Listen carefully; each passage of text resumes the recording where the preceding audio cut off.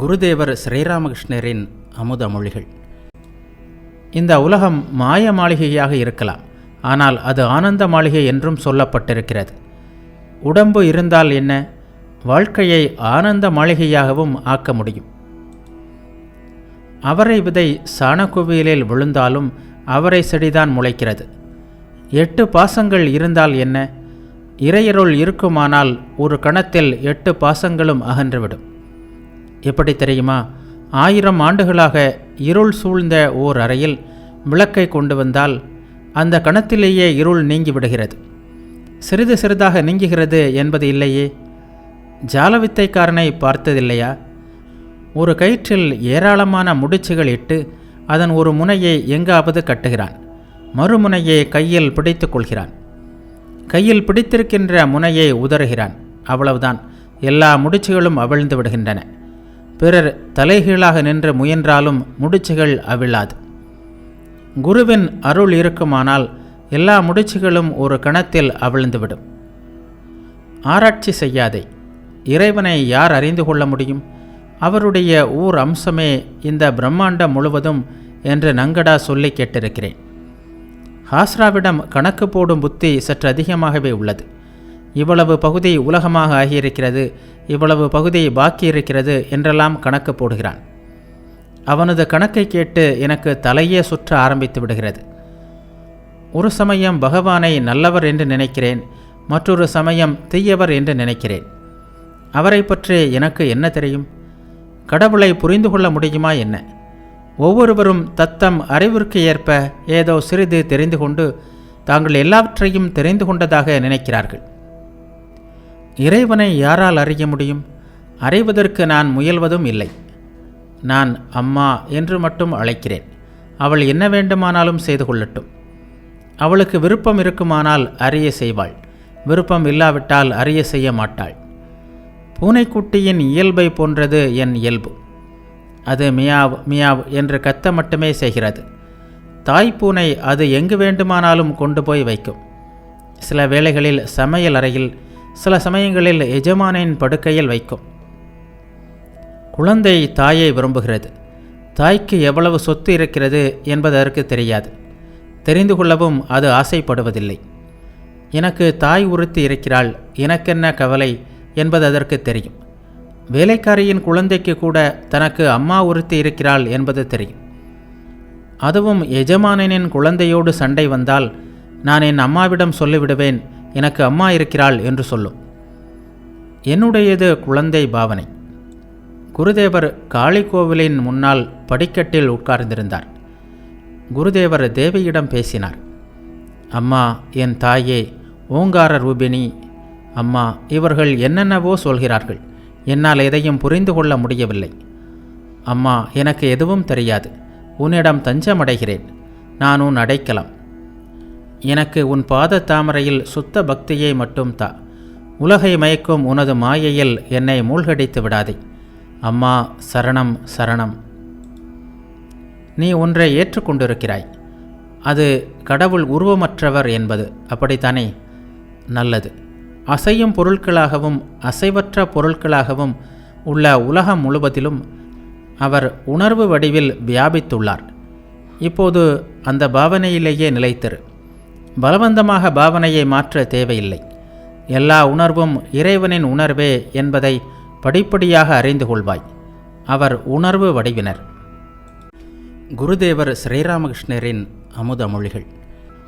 அத்தியாவசிய தேவைக்காக பணம் சம்பாதிப்பது நல்லதுதான். இல்லாவிட்டால் உன் குழந்தைகளை யார் கவனிப்பார்கள்? கடமை இல்லை, செயல் இல்லை என்ற ஞானம் உனக்கு ஏற்பட்டால் பிறகு உன் குழந்தைகளின் கதி என்னாகும்? இப்போது இந்த பாவனையிலேயே இரு. பிறகு கடமை உணர்வு தானாகவே விலகும்போது அது வேறு விஷயம். சற்று கவனி. பணம் இருந்தால் மட்டும் போதுமா? ஜெயகோபால் சேனிடம் எவ்வளவோ பணம் இருக்கிறது, இருந்தும் கவலை. பிள்ளைகள் அவரை அவ்வளவாக பொருட்படுத்துவதில்லை. வாழ்க்கையில் வறுமை துன்பம் மட்டுமா உள்ளது? ஒரு பக்கம் 6 விரோதிகள், அத்துடன் நோய், கவலை எல்லாம் உள்ளன. போதாக்குறைக்கு பிறர் மதிக்க வேண்டும் என்ற எதிர்பார்ப்பு, பெயர், புகழ், நாட்டம் இவையும் உள்ளன. நான் ஏன் ஒரே வழியில் மட்டும் போக வேண்டும் என்று நினைத்தேன். ஆகவே பிருந்தாவனத்தில் இருக்கும்போது வைணவ துறவியின் உடைகளை அணிந்து 3 நாட்கள் அந்த பாவனையிலேயே இருந்தேன். மீண்டும் தட்சிணேஸ்வரத்தில் இருந்தபொழுது ராம மந்திர தீட்சை பெற்றுக்கொண்டேன். நெற்றியில் நீண்ட நாமம், கழுத்தில் மாலை எல்லாம் அணிந்திருந்தேன். சில தினங்களுக்கு பிறகு எல்லாவற்றையும் விட்டுவிட்டேன். ஒருவனிடம் ஒரு தொட்டி இருந்தது. துணிகளுக்கு சாயம் போட்டுக்கொள்ள பலர் அவனிடம் வருவார்கள். அந்த தொட்டியில் சாயம் கரைத்து வைக்கப்பட்டிருந்தது. ஆனால் அதில் துணியை நனைத்தால் யாருக்கு எந்த நிறம் தேவையோ அந்த நிறம் துணியில் வந்துவிடும். இந்த அதிசயத்தை பார்த்து கொண்டிருந்த ஒருவன் சாயக்காரனிடம் வந்து, நீ வைத்திருக்கும் அந்த மாய சாயத்தை எனக்கு கொடு என்று கேட்டான். ஒரு மரத்தில் பச்சோந்தி ஒன்று இருந்தது. ஒருவன் அதை பார்த்தபோது அது பச்சை நிறமாக இருந்தது. இன்னொருவன் பார்த்தபோது கருப்பாக இருந்தது. மற்றொருவன் பார்த்தபோது மஞ்சளாக இருந்தது. இப்படி பலர் பல நிறமுள்ளதாக அந்த பச்சோந்தியை கண்டனர். பிறகு அது பச்சை என்றும் சிவப்பு, மஞ்சள் என்றும் தங்களுக்குள் சண்டையிட ஆரம்பித்தனர். கடைசியில் அந்த மரத்தின் அடியிலிருந்த ஒருவனிடம் சென்று கேட்டபோது அவன் கூறினான், நான் இந்த மரத்தின் அடியில்தான் இரவு பகலாக இருக்கிறேன். இந்த பிராணி ஒரு பச்சோந்தி. வினாடிக்கு வினாடி இது தன் நிறத்தை மாற்றிக்கொள்ளும். சில சமயம் நிறமில்லாமலும் இருக்கும் என்றான். இதேபோல கடவுள் பல்வேறு நிலைகளில் பக்தனுக்கு காட்சி கொடுக்கிறார். இறைக்காட்சி பெற்றவனுக்குத்தான் கடவுளை பற்றி தெரியும். உலகியல் நூல்களை படிக்காதீர்கள், ஆனால் சைத்தன்ய சரிதாமிரதம் முதலான பக்தி நூல்களை படியுங்கள். விஷயம் என்னவென்றால், இறைவனை நேசிக்க வேண்டும், அவருடைய இனிமையை அனுபவிக்க வேண்டும். இறைவன் இனிப்பு பானம், பக்தன் சுவைப்பவன். அந்த பானத்தை அவன் பருகி மகிழ்கிறான். இறைவன் தாமரை, பக்தன் வண்டு. பக்தன் அந்த தாமரை மலரிலுள்ள தேனை குடிக்கிறான். எப்படி இறைவன் இல்லாமல் பக்தனால் வாழ முடியாதோ அதுபோல் பக்தன் இல்லாமல் இறைவனாலும் இருக்க முடியாது. அப்போது பக்தன் இனிப்பு பானமாகி விடுகிறான். பகவான் அதை சுவைப்பவனாக ஆகிவிடுகிறார். பக்தன் தாமரையாகிறான், பகவான் வண்டாகிறார். தாமே தமது இனிமையை சுவைக்க 2ஆக ஆனார். அதுதான் ராதாகிருஷ்ண லீலை. தீர்த்த யாத்திரை, கழுத்தில் மாலை, ஆச்சாரம் எல்லாம் ஆரம்பத்தில் வேண்டும். உண்மையை அடைந்தால், இறைக்காட்சி கிடைத்துவிட்டால் புற ஆடம்பரங்கள் படிப்படியாக குறைகின்றன. பிறகு தெய்வநாம ஜெபம், அவரை நினைப்பது, சிந்திப்பது மட்டும்தான். குருதேவர் ஸ்ரீராமகிருஷ்ணரின் அமுத மொழிகள். சாதகர்களை பிரவர்த்தகர், சாதகர், சித்தர், சித்தரில் சித்தர் என்று கர்த்தாபஜாக்கள் பிரிக்கிறார்கள். பிரவர்த்தகர்கள் நெற்றியில் திலகமும் கழுத்தில் மாலையும் அணிவார்கள். புற ஆச்சாரங்களை கடைபிடிப்பார்கள். சாதகர்கள் புற விஷயங்களுக்கு அவ்வளவு முக்கியத்துவம் கொடுக்க மாட்டார்கள். உதாரணமாக பவுல்கள். இறைவன் இருக்கிறார் என்பதில் சரியான நம்பிக்கை உடையவர்கள் சித்தர்கள். ஸ்ரீ சைத்தன்யர் போன்றோர் சித்தரில் சித்தர். இவர்கள் கடவுளை கண்டது மட்டுமல்லாமல் அவருடன் எப்போதும் பேசுகிறார்கள், நெருங்கி பழகுகின்றனர். சித்தரில் சித்தரை அவர்கள் சாயி என்கிறார்கள். சாயிக்கு மேல் உயர்ந்த நிலை இல்லை. சாதகர்களில் பல வகை உண்டு. சாத்விக சாதகர்கள் பிறர் காணாமல் சாதனைகள் செய்வார்கள். பார்ப்பதற்கு சாதாரண மனிதர்கள் போல்தான் இருப்பார்கள். கொசுவலைக்குள் உட்கார்ந்து தியானம் செய்வார்கள். ராஜச சாதகர்களிடம் பட்டாடை, கழுத்தில் ஜபமாலை, விசேஷ உடை, காவி உடை, பட்டாடை, இடையிடையே பொன்மணிகள் கோர்த்த ஜபமாலை என்று புற ஆடம்பரம் காணப்படும். சைன்போர்டு மாட்டிக்கொண்டு வியாபாரம் செய்பவர்களை போன்றவர்கள் இவர்கள். எந்த மதமாக இருந்தால் என்ன, எந்த நெறியாக இருந்தால் என்ன, எல்லோரும் அந்த ஒரே கடவுளைத்தான் அழைக்கிறார்கள். எனவே எந்த மதத்தையும் எந்த நெறியையும் நிந்திக்கக்கூடாது, அவமதிக்கக்கூடாது. வேதங்கள் அவரையே சச்சிதானந்த பிரம்மம் என்கின்றன. பாகவதம் போன்ற புராணங்கள் சச்சிதானந்த கிருஷ்ணன் என்கின்றன. தந்திரங்கள் சச்சிதானந்த சிவன் என்கின்றன. எல்லாம் அந்த ஒரே சச்சிதானந்தம்தான். வைணவர்களில் பல பிரிவுகள் உண்டு. வேதங்கள் பிரம்மம் என்று சொல்வதை வைணவர்களுள் ஒரு பிரிவினர் ஆலேக் நிரஞ்சன் என்பர். ஆலேக் என்றால் லட்சியமாக சுட்டிக்காட்ட முடியாதது, புலன்களுக்கு எட்டாதது என்று பொருள். ராதையும் கண்ணனும் இந்த ஆலைக்கின் இரு குமிழிகள் மட்டுமே என்கிறார்கள் இவர்கள். ஞான நெறியில் அவதார கருத்து இல்லை. ராமரும் கிருஷ்ணரும் சச்சிதானந்த கடலின் இரு அலைகள் என்கிறார்கள் இவர்கள். இருப்பது ஒன்றுதான், இரண்டு அல்ல. இறைவனை யார் வேண்டுமானாலும் எப்படி வேண்டுமானாலும் அழைக்கலாம். ஆனால் இதய ஆழங்களிலிருந்து அவரை அழைத்தால் நிச்சயமாக அவரை அடையலாம். மன ஏக்கம் இருந்தாலே போதும். வைணவர்கள் ஜெபம் செய்கிறார்கள், தீர்த்த யாத்திரை செய்கிறார்கள். இருந்தாலும் ஏன் இப்படி இருக்கிறார்கள்? இவர்களுக்கு ஒரு வருடத்திற்கு 18 மாதங்களா என்ன? மன ஏக்கம் இல்லாமல் காசிக்கு போவதால் என்ன பயன் என்று ஹரிஷிடம் கேட்டேன். மன ஏக்கம் இருக்குமானால் இதுவே காசி. எவ்வளவோ தீர்த்த யாத்திரை செய்கின்றனர், எவ்வளவோ ஜெபம் செய்கின்றனர். ஆனாலும் ஒன்றும் நடப்பதில்லை. ஏன் தெரியுமா? மன ஏக்கம் இல்லை. ஏக்கத்துடன் அழைத்தால் இறைவன் காட்சி அளிக்கிறார். நாடகம் ஆரம்பிக்கும் போது கசமுசவென்று என்னவெல்லாமோ பேச்சு நடக்கிறது. அப்போது கிருஷ்ணனை காண முடிவதில்லை. பிறகு நாரதர் பிருந்தாவனத்திற்கு வந்து தம்புரா மீட்டிக்கொண்டு மன ஏக்கத்துடன் கிருஷ்ணா கோவிந்தா என் ஆருயிரே என்று பாடுவார். அதன் பிறகு கிருஷ்ணன் வராமல் இருக்க முடியாது. இடை சிறுவர்களுடன் நம் முன் தோன்றுகிறார். அப்போது பேச்சு முடிந்து விடுகிறது. அனைவரின் பார்வையும் நாடகத்திலேயே ஒன்றி இருக்கும். குருதேவர் ஸ்ரீராமகிருஷ்ணரின் அமுத மொழிகள்.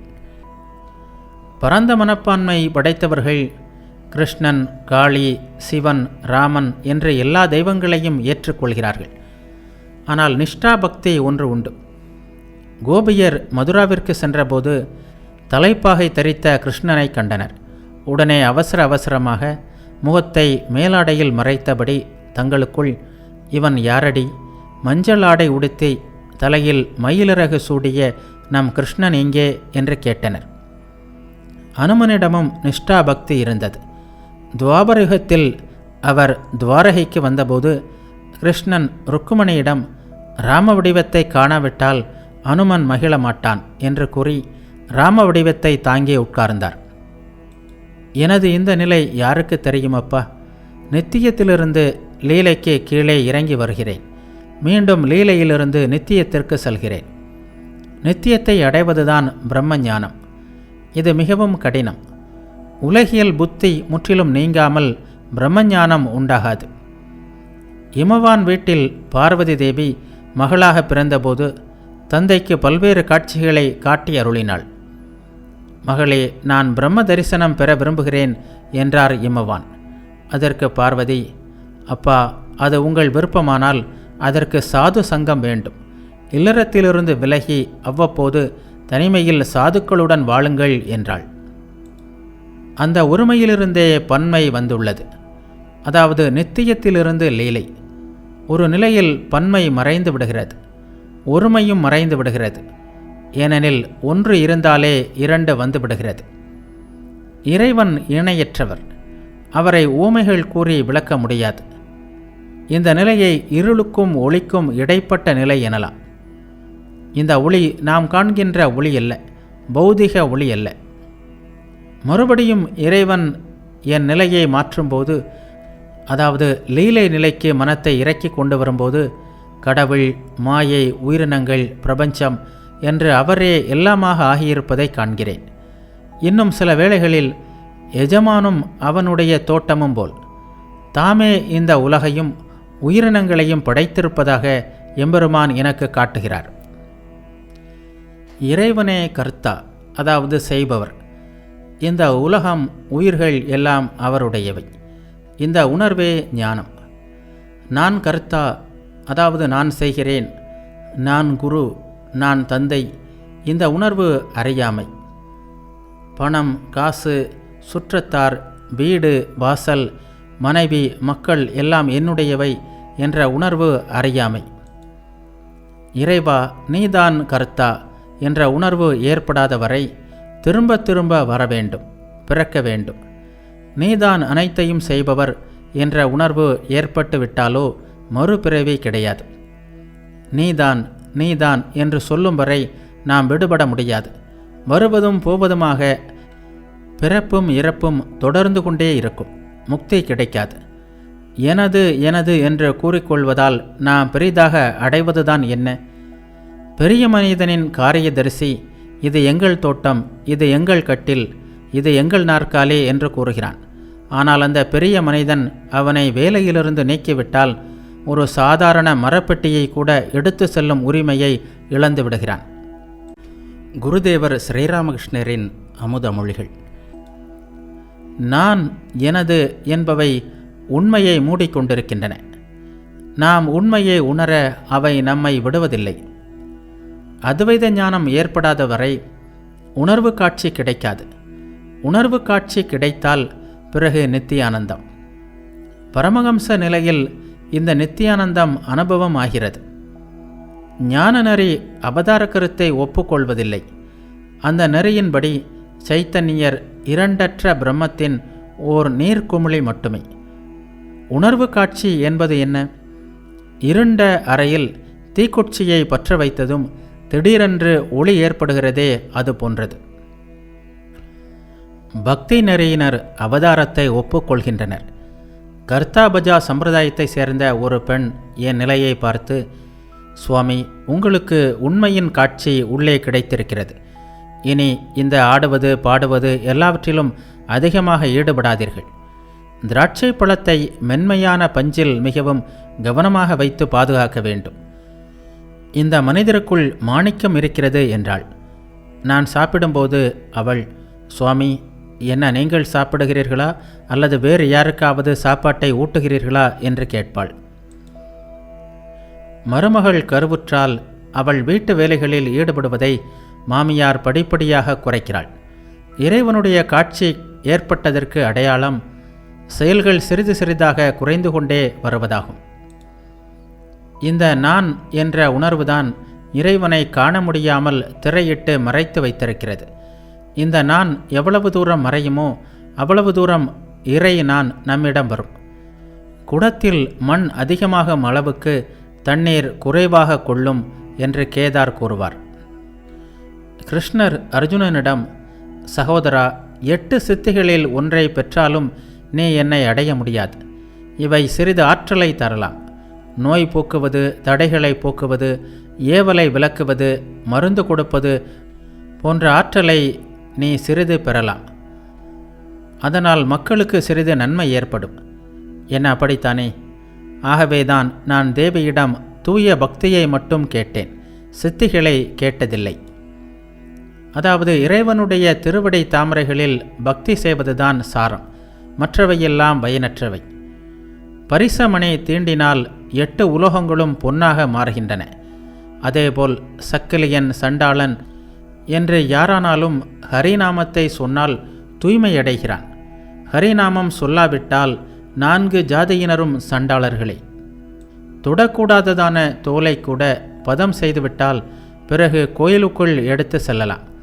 இறைவனின் திருநாமத்தால் மனிதன் புனிதம் அடைகிறான். ஆகவேதான் திருநாமத்தை பாடி பழக வேண்டும்.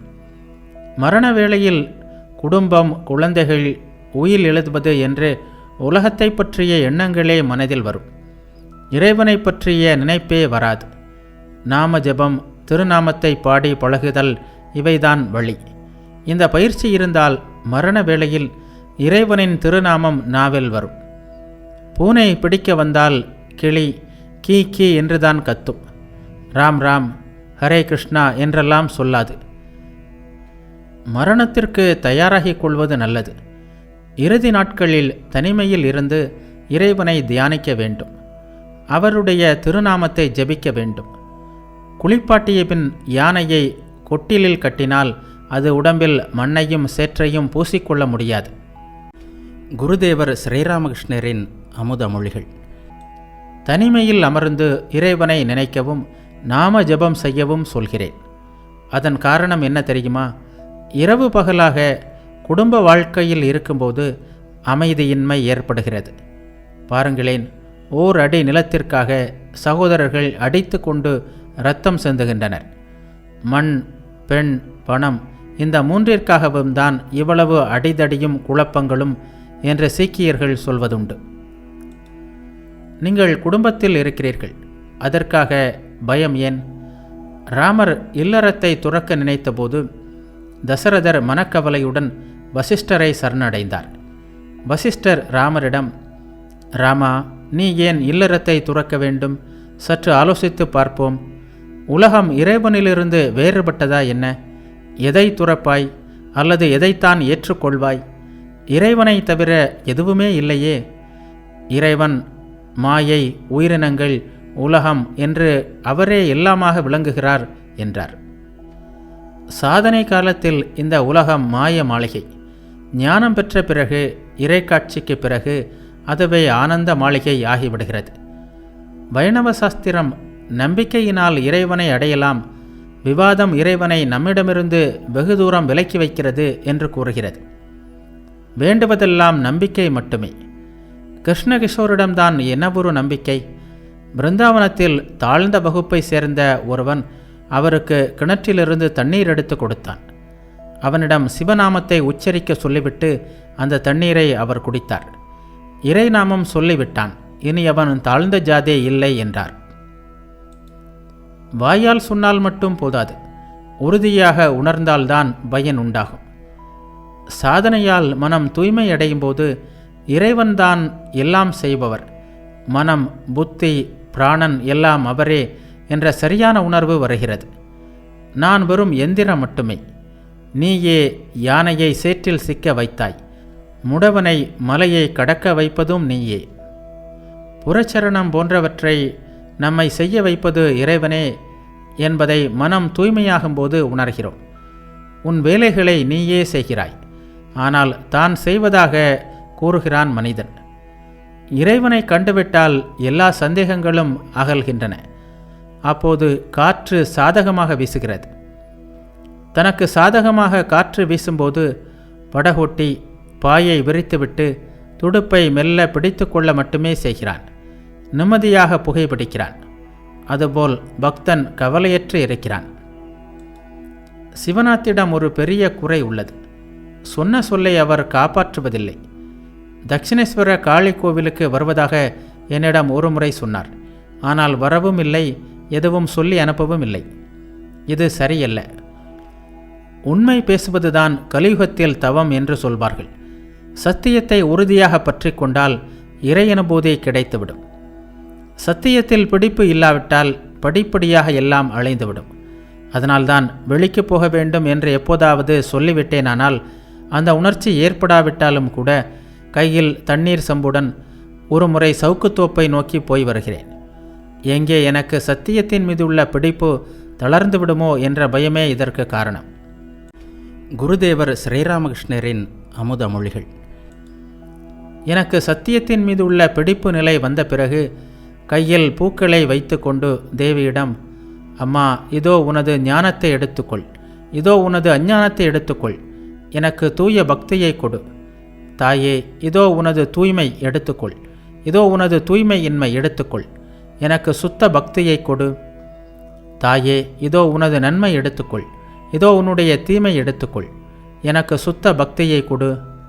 அம்மா, இதோ உனது புண்ணியம் எடுத்துக்கொள், இதோ உனது பாவம் எடுத்துக்கொள், எனக்கு சுத்த பக்தியை கொடு என்றெல்லாம் பிரார்த்திப்பேன். இதையெல்லாம் சொன்னேன். ஆனால் அம்மா, இதோ உனது சத்தியம் எடுத்துக்கொள், இதோ உனது பொய் எடுத்துக்கொள் என்று என்னால் சொல்ல முடியவில்லை. எல்லாவற்றையும் தேவியிடம் கொடுக்க முடிந்தது, ஆனால் உண்மையை மட்டும் கொடுக்க முடியவில்லை. பற்றின்றி இல்லற வாழ்க்கை நடத்துவது கடினம். பிரதாப் ஒருமுறை என்னிடம், சுவாமி, நாங்கள் ஜனகராஜாவை போன்றவர்கள். ஜனகர் பற்றின்றி இல்லறத்தில் வாழ்ந்தார், நாங்களும் அப்படியே வாழ்வோம் என்றார். அதற்கு நான், மனதில் நினைத்துவிட்டால் ஜனகராகிவிட முடியுமா? ஜனகர் எவ்வளவு தவம் செய்து ஞானத்தை பெற்றார் என்பது உங்களுக்கு தெரியுமா?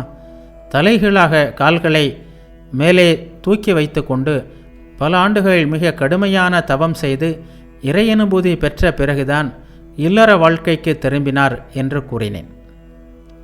அப்படியானால் இல்லறத்தார்களுக்கு கதியே இல்லையா என்றால் இருக்கிறது, நிச்சயமாக இருக்கிறது.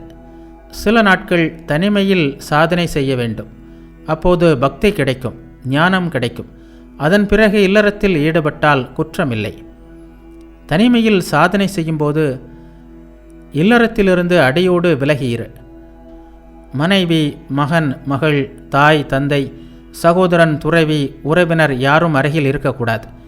தனிமையில் சாதனை செய்யும்போது எனக்கு யாருமில்லை, இறைவனே எனக்கு எல்லாம் என்று எண்ண வேண்டும். ஞானத்திற்காகவும் பக்திக்காகவும் அழுது அழுது அவரிடம் பிரார்த்திக்க வேண்டும். எவ்வளவு நாட்கள் குடும்பத்தை விட்டு விலகி தனிமையில் இருக்க வேண்டும் என்று கேட்டால், ஒரு நாள் விலகி இருந்தாலும் நல்லதுதான். 3 நாட்கள் இருக்க முடிந்தால் இன்னும் நல்லது.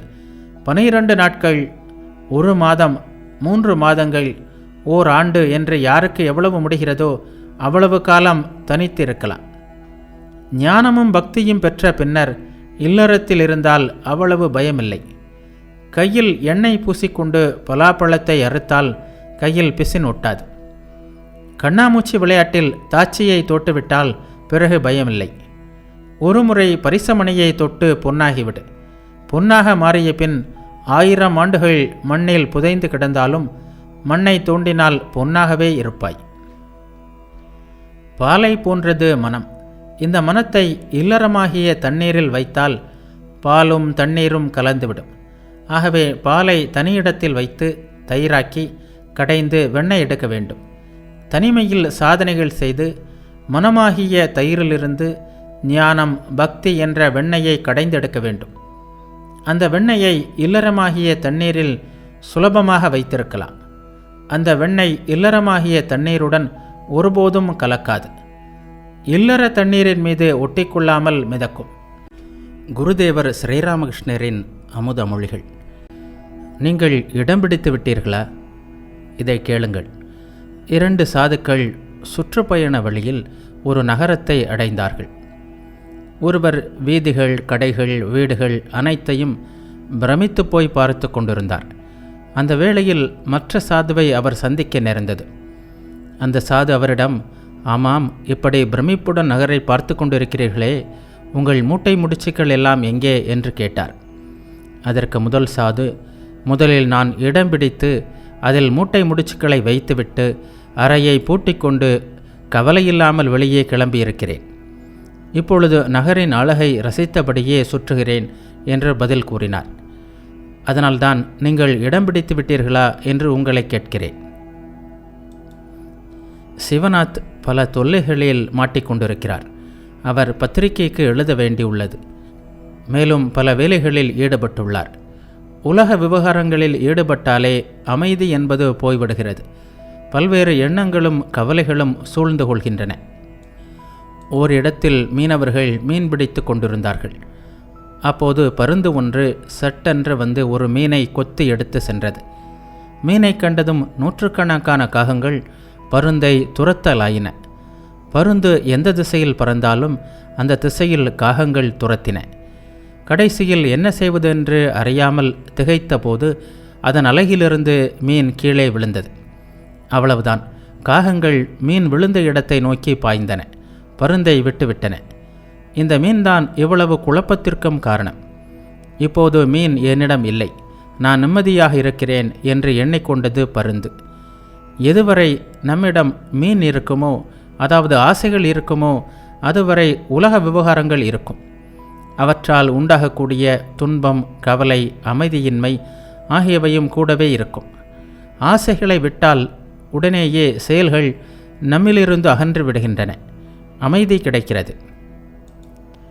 பற்றின்றி வேலை செய்வது நல்லது. அதனால் மனம் அமைதி இழக்காது. ஆனால் பற்றற்று வேலை செய்வது மிகவும் கடினம். பற்றின்றி வேலை செய்வதாகத்தான் நினைக்கிறோம். ஆனால் எங்கிருந்தோ ஆசைகள் நம்மை அறியாமலேயே நம்மிடம் வந்து ஒட்டிக்கொள்கின்றன. முதலில் பல சாதனைகள் செய்திருந்தால் அந்த சாதனைகளின் பலனாக ஒரு சிலரால் மட்டுமே பற்றின்றி வேலை செய்ய முடிகிறது. இறைக்காட்சிக்கு பிறகு பற்றின்றி வேலை செய்வது சுலபம். ஆனால் பொதுவாக இறைக்காட்சிக்கு பிறகு வேலை செய்வதை விட்டுவிடுகின்ற நிலை ஏற்படுகிறது.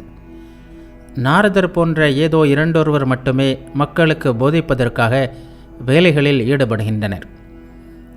தேனீ பல நாட்கள் மிகவும் கஷ்டப்பட்டு தேனை சேமித்து வைக்கிறது.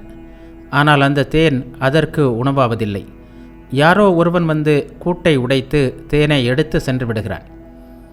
அவதூதர் தேனியிடம் கற்ற பாடம் சேமித்து வைக்கக்கூடாது என்பதுதான். சாதுக்கள் கடவுளை 100க்கு 100 நம்பி இருக்க வேண்டும். அவர்கள் எதையும் சேமித்து வைக்கக்கூடாது. இல்லறத்தார் விஷயம் அப்படியல்ல. அவர்கள் குடும்பத்தை காப்பாற்ற வேண்டும். ஆகவே சேமிப்பு அவர்களுக்கு அவசியமானது. பறவையும் சாதுவும் சேர்த்து வைப்பதில்லை. ஆனால் குஞ்சு பொரித்தால் பறவை சேர்த்து வைக்கிறது. குஞ்சுக்காக அலகில் உணவை சேகரித்து கொண்டு வருகிறது.